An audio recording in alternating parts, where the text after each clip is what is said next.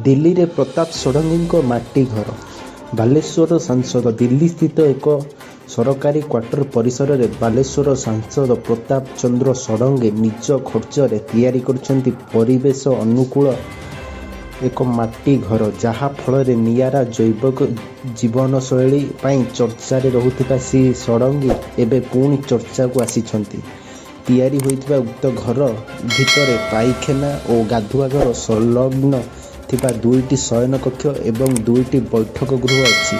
शयन कक्ष एवं बैठक गृह रे बसिबा और शोइबा पाई माटीर पिंडा तथा खट निर्माण करा जायछि। घर को अधिक आकर्षणीय करिबा पाई कांथरे देवदेवी, गछलता, जोगमुद्रा, फल पुष्प आदि विभिन्न प्रकार पारंपरिक कारुकार्य करा जायछि।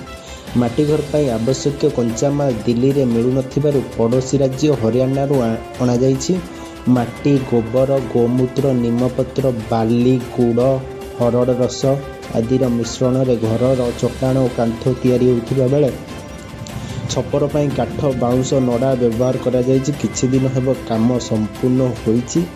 घरटी को देखिया पाई प्रतिदिन विभिन्न वर्गर लोक भिड़ जमाउथिबा श्री षडंगी कहिछंती।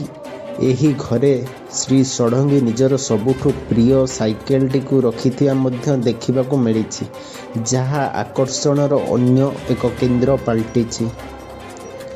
उल्लेखयोग्य जे दिल्ली रे श्री षडंगी को जो सरकारी क्वार्टर मिली से केवल तांकर रहिबा पई सुविधा अछि।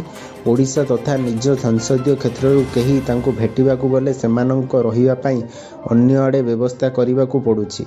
एपरि समय रे श्री षडंगी तांको सरकारी क्वार्टर परिसर रे अन्य एक घर तैयारी करिया पई विभागीय कर्तृपक्ष को प्रस्ताव देइथिले, हेले तांको सरकारक अनुमति आनिबा और अनुसंगित पद्धति अनुपालन करिया पई कुआगला।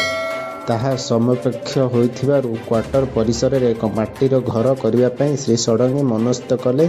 एथिपई सहरांचल रे कम खर्च रे माटी घर निर्माण एवं एनेई सचेतन सृष्टि करुथिबा हिमाचल प्रदेशर जने व्यक्तिंक सह जोगाजोग करा जायथिला। संपृक्त व्यक्ति और तांको टीम 6 मास काम करी घर तैयारी करिसंती।